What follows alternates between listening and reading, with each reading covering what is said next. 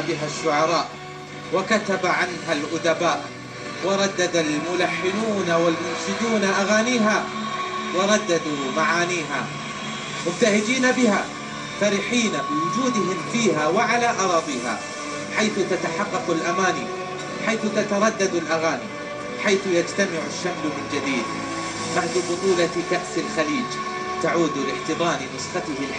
21، واليوم نشهد معكم حفل افتتاح أغنية بدأت شارك فيها نخبة من فناني الخليج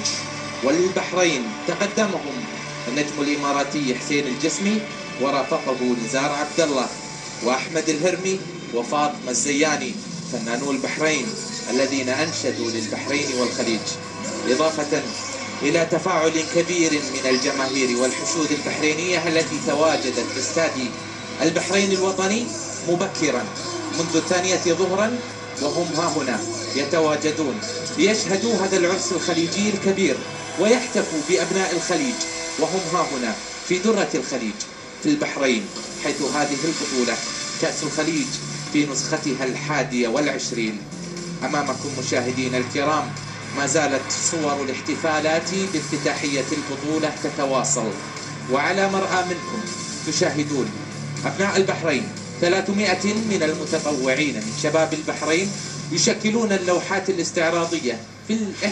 الافتتاحية والاحتفالية بهذا العرس الخليجي الكروي الكبير، هذا العرس الذي لا تقتصر الاحتفالات فيه على ملاعب كرة القدم، إنما تمتد لأبعد من ذلك بمراحل دون حدود. تنطلق البطولة ها هنا لتعم الفرحة الخليج العربي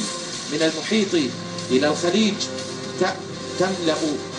فضوات محبي الرياضة ومحبي كرة القدم بشغف المتابعة والاحتفال والترقب والحماس